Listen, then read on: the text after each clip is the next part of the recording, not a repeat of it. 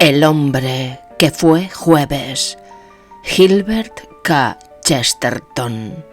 Capítulo 6.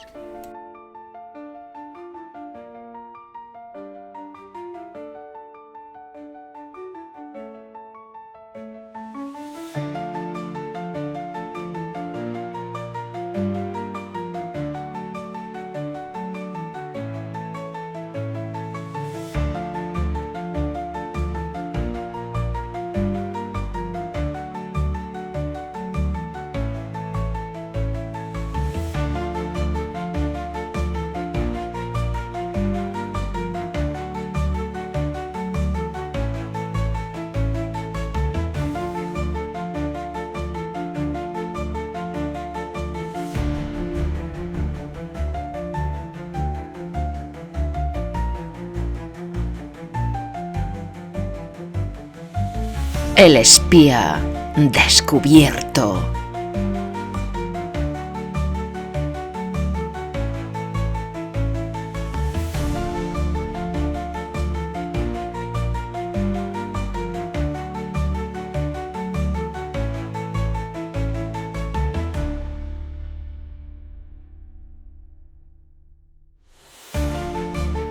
Tales eran los 6 sujetos que habían jurado la desaparición del mundo. Sime tuvo que esforzarse varias veces para no perder en su presencia el sentido común.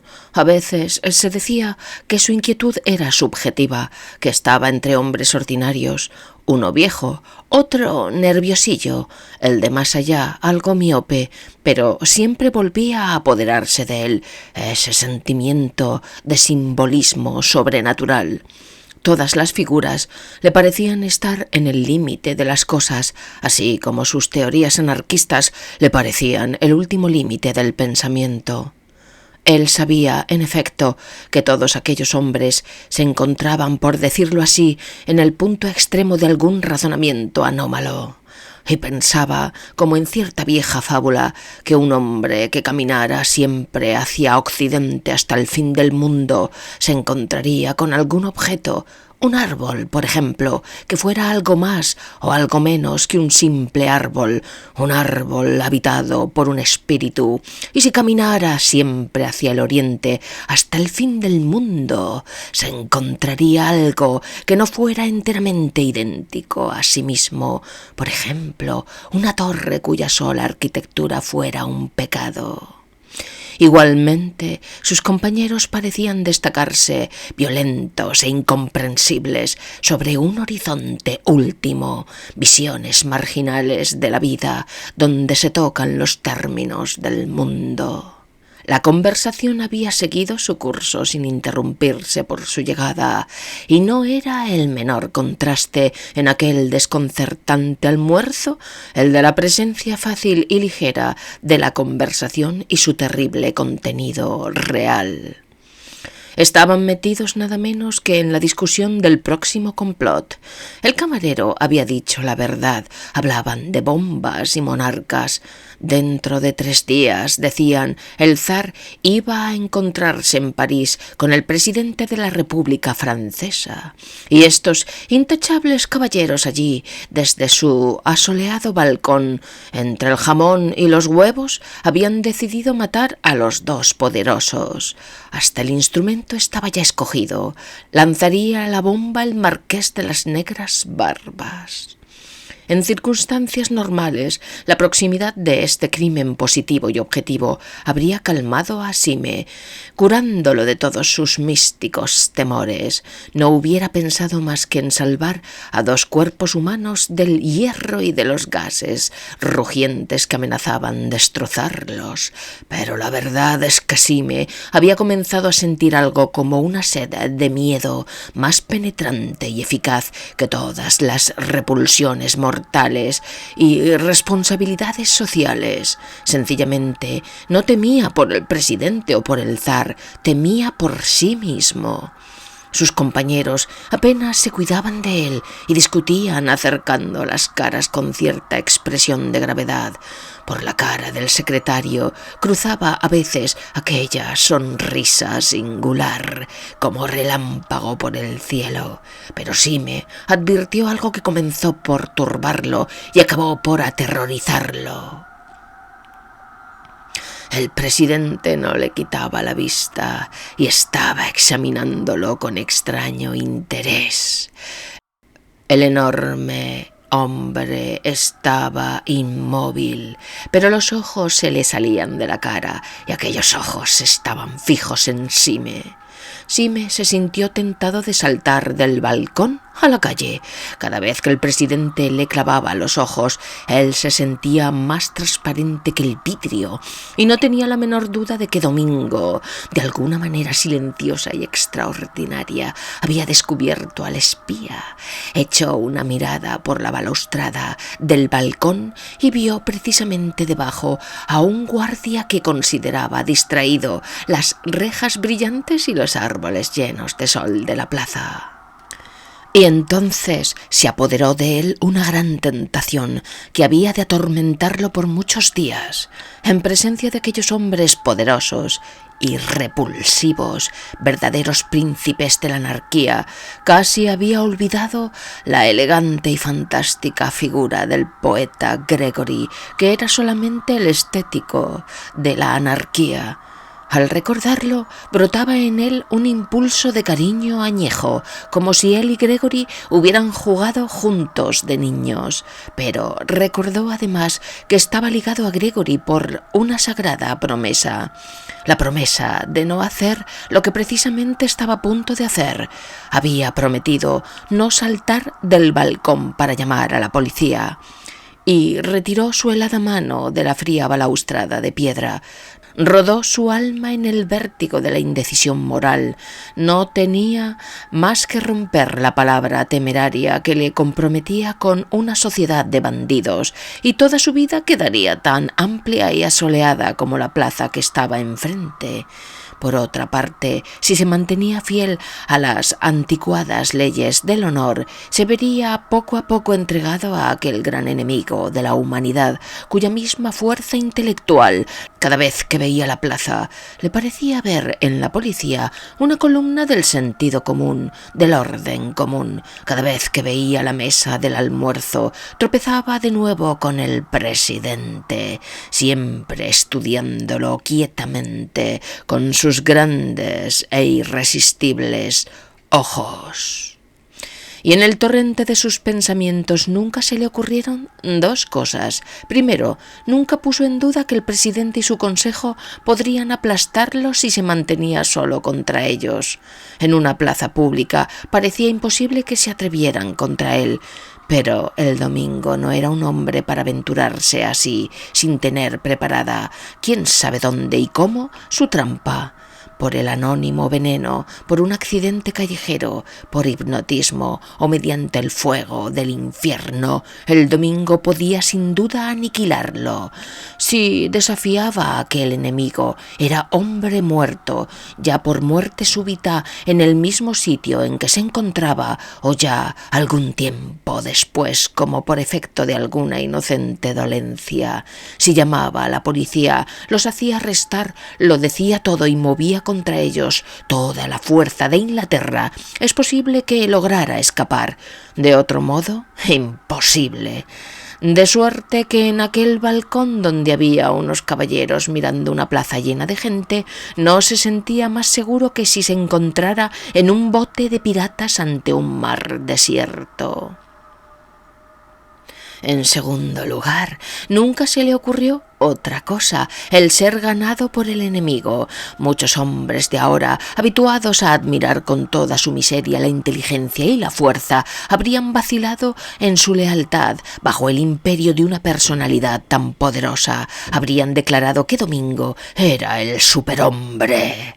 Si tal criatura es concebible, nadie se le parecía más que el Domingo, en aquella su abstracción de terremoto, en aquel vago aire de estatua que se echa a andar. Merecía, en efecto, un nombre sobrehumano. Los planos de su cuerpo eran vastos, demasiado obvios para ser perceptibles, y aquellas amplias facciones demasiado francas para ser comprendidas. Pero Sime, ni en aquel extremo de abatimiento podía caer en esta debilidad moderna. Como cualquiera, podía tener miedo ante la fuerza, pero no tanto que la admirara. Los anarquistas hablaban y comían, y hasta en esto eran singulares. El doctor Bull y el marqués probaban de tiempo en tiempo y convencionalmente los mejores bocados. Faisán frío, pastel de Estrasburgo, pero el secretario era vegetariano y hablaba con mucho calor del proyectado asesinato, entre una tajada de tomate y 3/4 de vaso de agua tibia.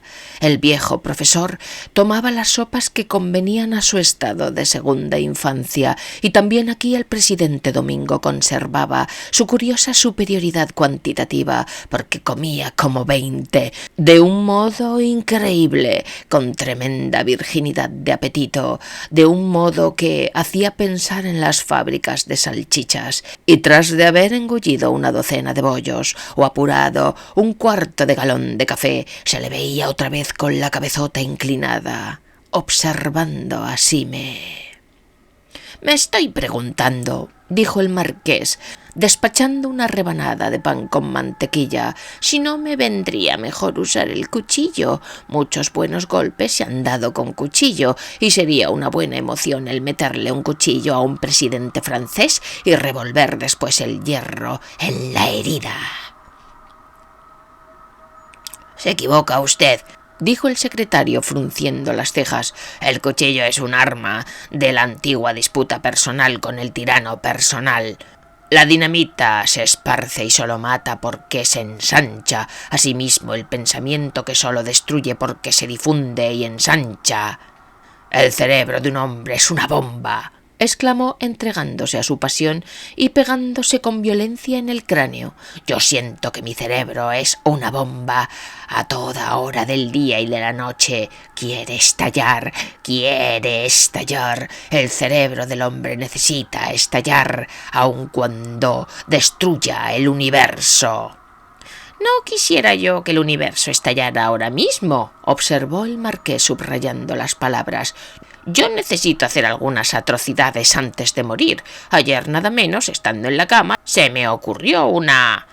No, el único fin de las cosas es la nada», dijo el doctor Bull con su sonrisa de esfinge.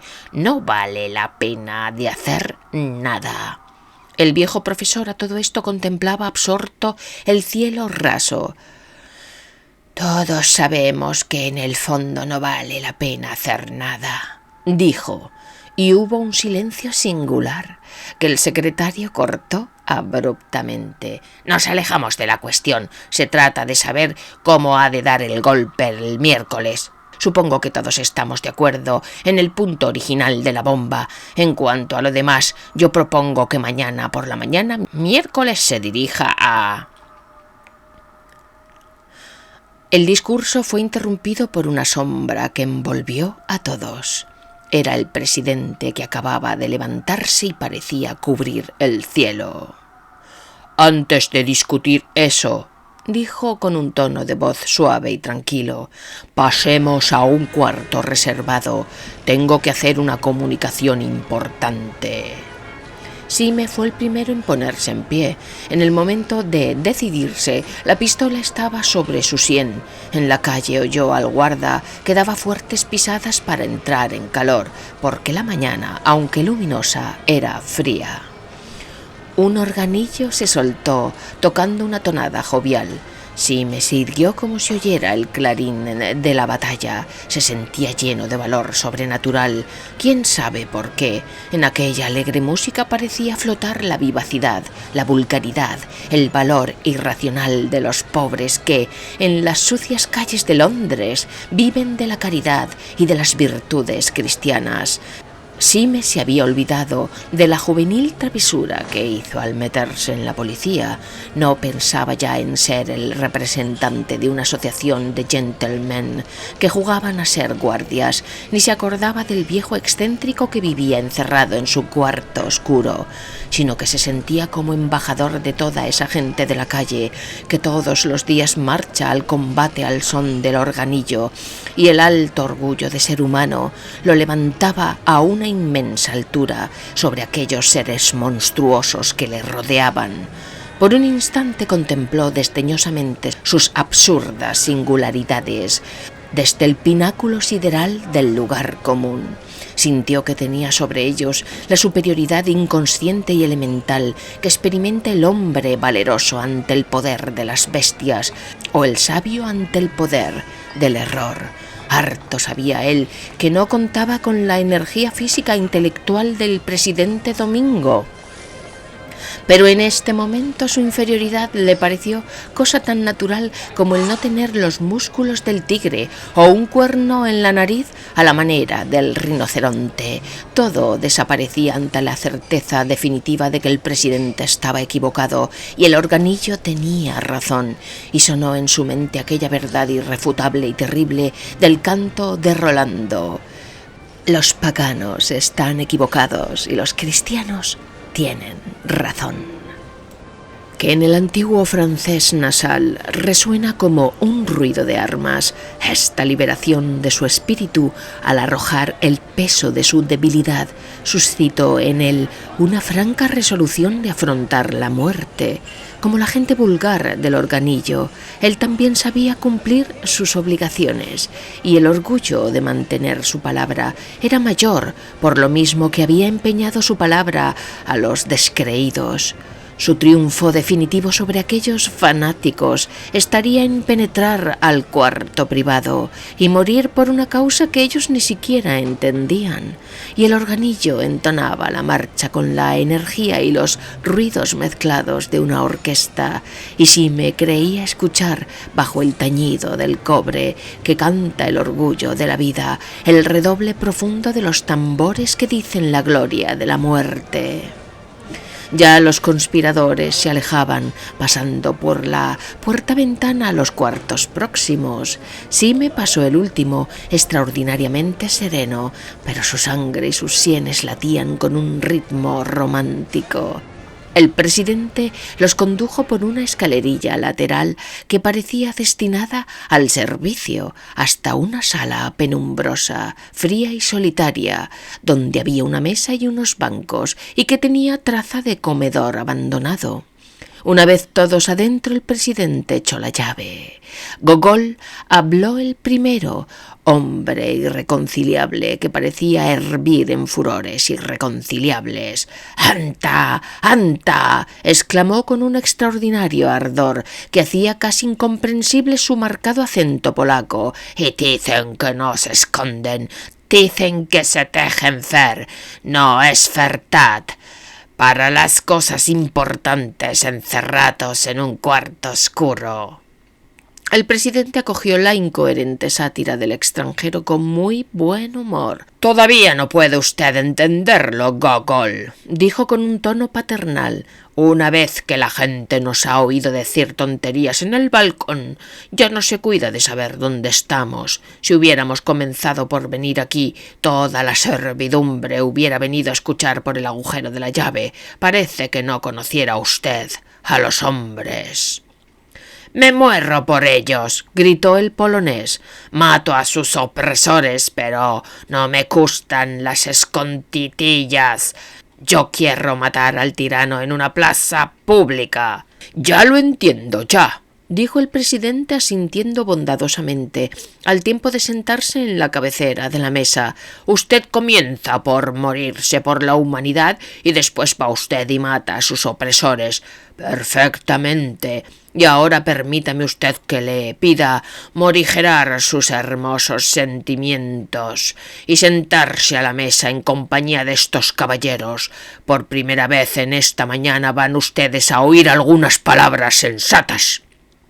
Sime, con la presteza anormal que venía mostrando desde el principio, se sentó al instante. El último en sentarse fue Gogol, siempre gruñendo entre sus barbas y hablando mal de antarse con compromisos.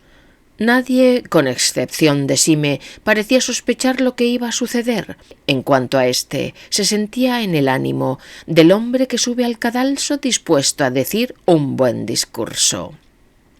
«Camaradas», dijo el presidente levantándose, «mucho ha durado ya la farsa. Os he traído aquí para deciros algo a la vez tan sencillo y tan extraño que hasta los criados del café, tan acostumbrados como están a nuestras salidas, habrían advertido en mi voz un nuevo matiz de gravedad. Camaradas, hemos estado discutiendo planes y nombrando lugares. Propongo antes de pasar adelante que estos planes o lugares no sean votados aquí, sino que queden bajo la decisión de un miembro del Consejo que merezca la confianza de todos. Propongo al camarada Sábado, al doctor Bull». Las miradas se dirigieron a éste. Después todos saltaron en sus asientos porque las siguientes palabras del Domingo, aunque no las pronunció en voz alta, tenían un énfasis vivo y sensacional. El Domingo dio un puñetazo en la mesa. «Que en esta reunión no se diga una palabra más sobre planes y lugares, ni el más insignificante detalle sobre lo que vamos a hacer debe traslucirse ya entre nosotros». Aunque el Domingo se había pasado la vida asombrando a sus compañeros, se dijera que nunca hasta hoy lo había logrado de veras. Con excepción de Sime, todos se agitaban febrilmente en sus bancos. Este se mantenía inmóvil, la mano en el bolsillo y empuñando su revólver cargado. Estaba dispuesto a vender cara su vida. Llegado el caso, al fin sabría si el presidente era o no mortal. El Domingo continuó con la misma voz. «Ya comprenderéis que solo hay un motivo para prohibir la libertad de hablar en este Festival de la Libertad.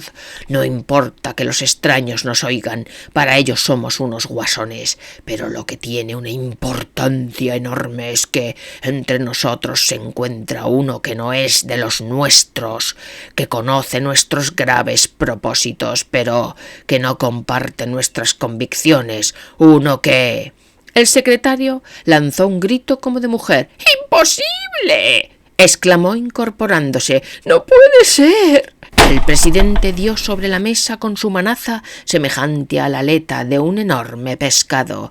«Sí», dijo lentamente, «en este cuarto hay un espía, en esta mesa hay un traidor. No he de gastar palabras. Su nombre...». Sime medio se levantó del asiento con el dedo sobre el llamador del revólver. «Su nombre es Gogol», dijo el presidente, «ese peludo charlatán que pretende hacerse pasar por polaco». Gogol saltó sobre sus pies con una pistola en cada mano.